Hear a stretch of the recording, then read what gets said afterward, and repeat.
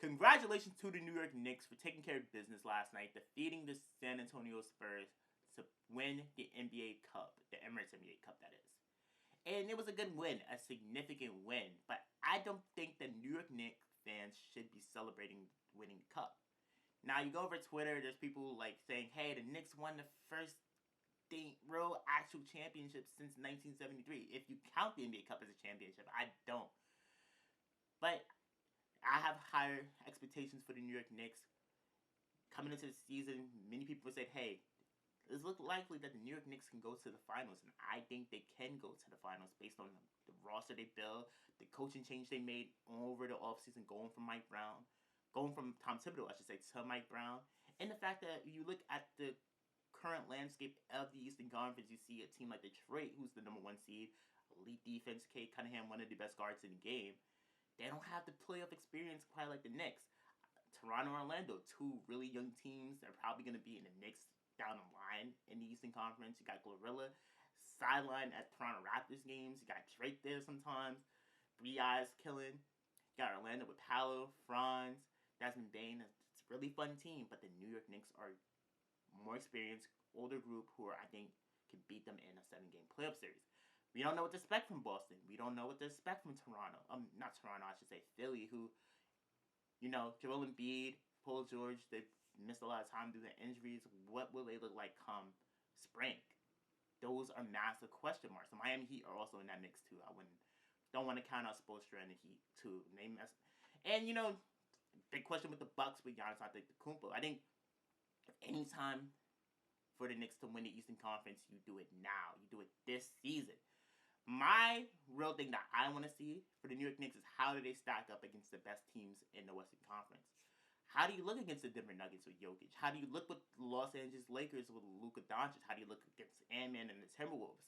How do you look against the Oklahoma City Thunder? The Thunder are 24-2. They couldn't make it to the NBA Cup because they ran into Wemby and the Spurs. But how will the Knicks look against those teams? Those are the real questions I have, because those are the teams that you might run into in the NBA Finals. But this was an overall good win. This was a statement win for the Knicks to let the league know, like, hey, we're gonna win the East, and we're gonna be in that championship mix. Shout out to the San Antonio Spurs, who also made it to the Emirates NBA Cup. I know Wemby is dealing with the injuries. I know Wembanyama, he also had a lot on his mind. I'm sending him my condolences, because it's always tough to lose a loved one. I've seen some moments where Wemby looked good, then I've seen some moments where it's like he kind of shied away. Now, the lights are too bright. This is his first time playing like real meaningful basketball. This isn't game 39 of the regular season. This was the NBA Cup. And I know I said a spiel earlier about like, oh, we shouldn't really value the NBA Cup. The Knicks played like it was a playoff game, and if you watch the game, it kind of did have like a playoff atmosphere. I feel like that's something that Adam Silver is aiming for. I know come springtime, I know the Spurs probably would play better. They're a very young core. I know Wemby's probably going to play better in those meaningful moments, in the meaningful games, when he finally gets his real taste of what NBA playoff basketball is like. But from what I saw last night, and it could be the injuries, could be what was going on mentally with him.